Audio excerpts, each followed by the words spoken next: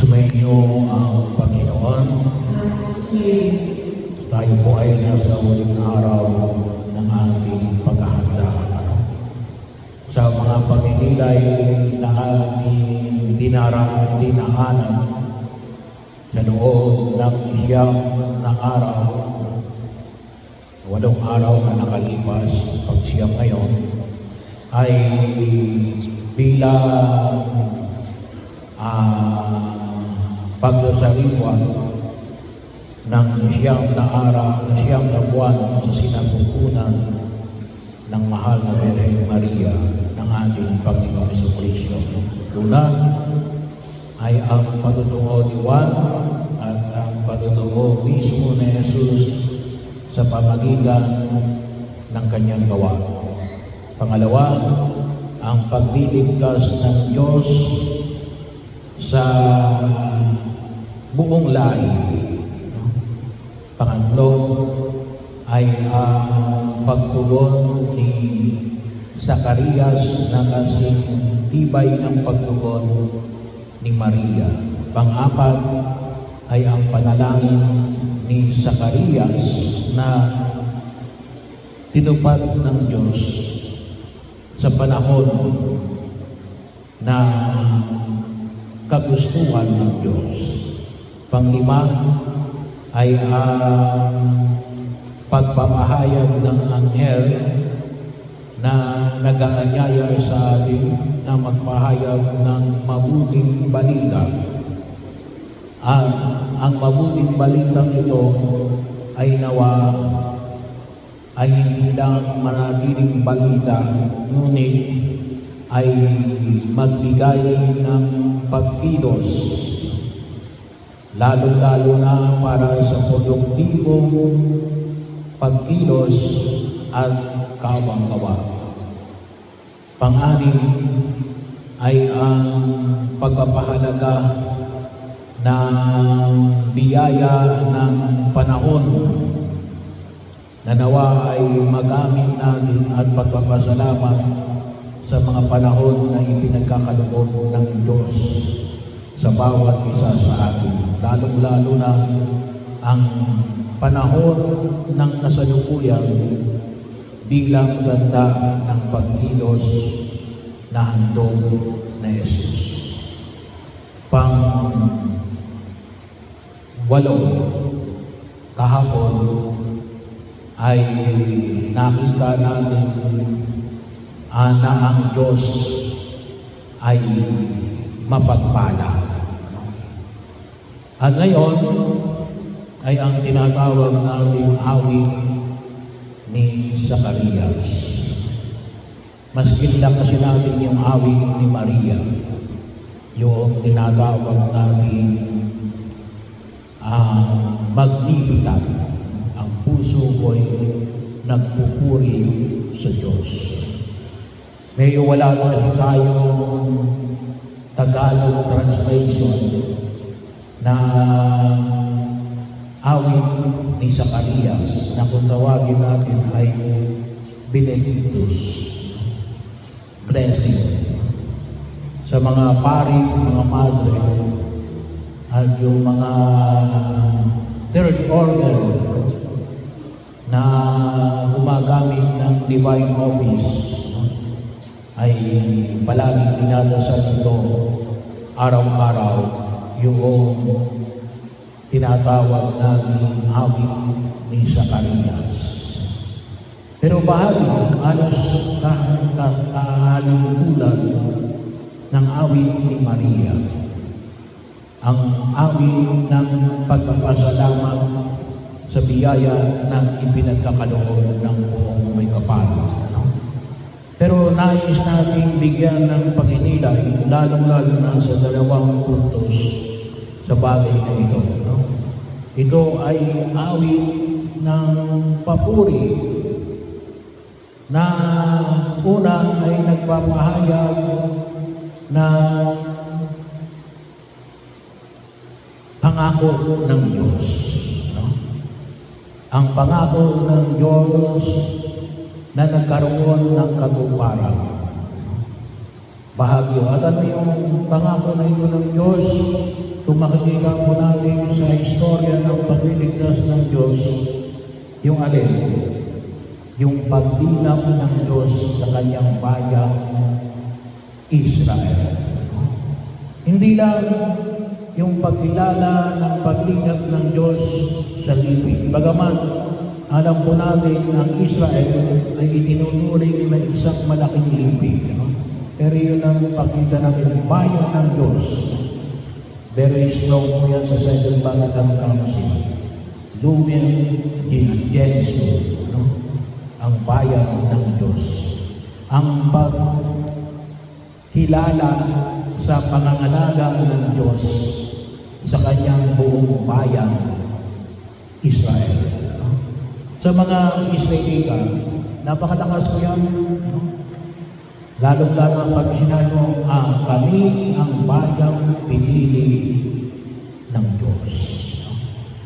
Kaya din po sana sa atin, kung makita rin sa nanalo na kung saan na tayo ay kabilang sa bayan na pinili ng Diyos. Sana po maging maliwanag minsan sa atin yan, na medyo dapat sumiksik sa ating utak at sa ating puso na tayo ay maituring na kasama doon sa tinatawag nating bayan ng Diyos. Ewan ko na kung kayo ay nagiging observant. Kapag tayo may patay, ay kapag may pagkakataon, binabanggit ko sa katapusan ng misa, ang parokya, sa ngalan ng parokya ng Nuestra Señora de la Natividad, ang bayan ng Diyos ay nakikiramay sa mga naulila, kung sino man o yung naulila. So, tayo ay bayan ng Diyos, ang parokya ng Nuestra Señora de la Natividad. Tayo ay bayan ng Diyos na mula sa lahi ni David. Hindi lang mo by faith, hindi lang mo sa spiritual na katutayuan. Bakit? Ay tinatanggap natin, naging kabahagi tayo, naging kadugo natin ang dugo ni Jesus.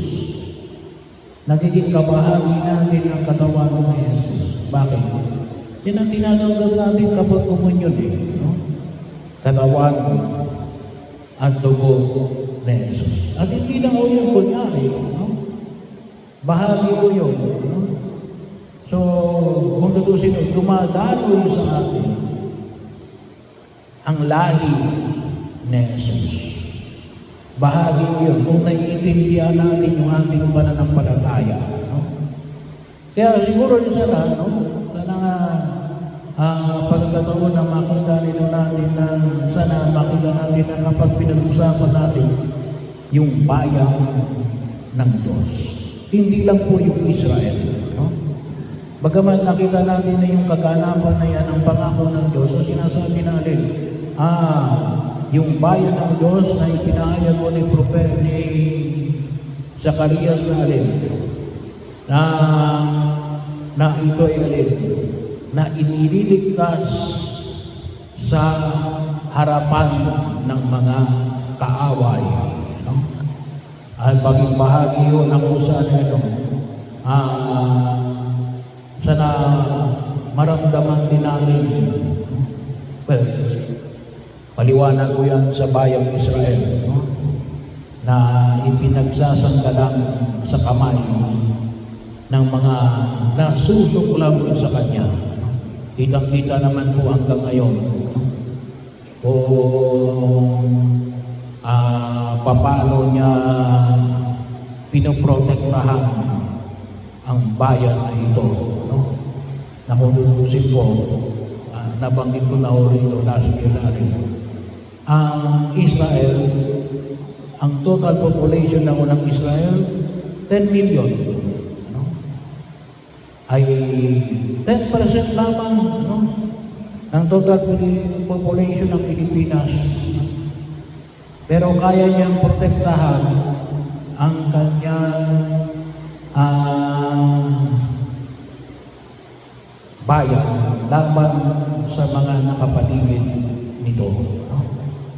Hindi lang mo sa Iran, kundi kung tawagin natin sa proxy ng Iran, pero hindi kasalukuyan. Pero yung binabanggit ni Zacarias si Alem, yung pangyayari na makita natin sa lumang tipa. There is to say, no? Na makita natin. Pero sana, gano'n din sa ating lagat, nakikita rin naman natin na tayo ay ipinagsasanggalan ng Diyos sa lahat ng ating mga kaaway bilang isang bayan na hindi ba lamang sa isang pamilya. Pero makita ko natin na hindi lang basta-basta ipinagsasanggalan ng Diyos ang kanyang bayan sa kanyang mga kaaway. Pero bakit ito? Babalik ko tayo sa istorya sa Egypt. Anong sabi ko sa Ebanghelyo natin na nakapakinggan ngayon? Ang sabi ko rito upang walang takot na makasamba sa Kanya. No? Niligtas na yung Diyos manalangin. Walang takot na makasamba sa Kanya. No? At yun ay, kung inyong maalala, yun ang inyong nila, kaya na gusto nila na sila ay makalaya sa Egypt upang malaya silang makasamba sa Diyos. Kaya sana mapahalagaan natin tayo, malaya tayong nakasasamba sa ating Diyos. Pero sana mapahalagahan natin yun. Sapagkat yun ang dahilan kung bakit nais ng Diyos na iligtas tayo sa kamay ng ating mga kaaway. At sa mga napupuot sa atin. Pangalawa, bahagi yun ng pagkilos sa makita natin yung pagpapasalamat at sa awit ni Zacarias si Malem. Nakikita niya yung pagkilos ng Diyos doon sa atin, sa ambag mismo ng kanyang lahi. Lalong-lalo na sa pagkilos ng kanyang anak na si Juan Bautista. Ito, ipinamanig niya nito yung trabaho na gagampanan ni Juan Bautista. Maliwanag sa kanila, maliwanag sa kanilang pagkilos. Ito naalin na si Juan Bautista ay makakatulong ng Diyos para sa paghahari ng Diyos sa kanyang bayan, Israel.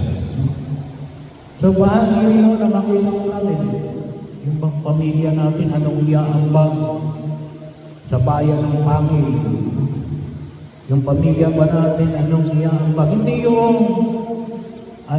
ba't mo ginagawa yun? Kasi, wala lang. Naisipan lang gumawa. Hindi, no? Zacarias, alam niya natin, ito ang plano ng Diyos sa pamilya ko. Ito yung iaambag ng pamilya ko sa paglago ng paghahari ng Diyos. Ito yung plano ng Diyos para maging bahagi ng pagliligtas ng Diyos sa kanyang bayan. Sana rin makita mo natin, kasama ba tayo doon sa pagliligtas ng Diyos? At sabi na natin, ano yung partikular na pagkilos ng lahi, pamilya niyo, pamilya natin sa harapan ng pumikawan. Bahagi mo sana na makita natin na sabi nga natin, sa mga kumpanya, kaya ako sa mga kumpanya, may tinatawag na, kahit sa eskwelahan, mayroon tinatawag na vision, mission, statement. Ganon, no? Pero yung maliwanag natin, dito kami nais na maging bahagi ng pagkilos ng paglago ng paghahari ng Diyos. Na yung pagliligtas ng Diyos, no? Kasi yung kalimitan naman, yung bawat pamilya may kanya-kanyang galing na pinangahawakan. At dito kami, no? Kasi ito yung galing namin. No? Pero sana, no? Bilang ama na sambayanan o ng tahanan, magkaroon tayo ng tinatawag na clear version and perspective kung ano yung iaampag natin sa paglago ng nabanggit na bayan ng Diyos. Dito po dalawang ito ang maging bahagi ng ating pagninilay para po sa uling araw na ito ng paghahanda natin sa pagdating na makatulad ni Zacarias, tayo ay makaawit ng pagpapupuri, purihin ang Panginoong Diyos ng Israel.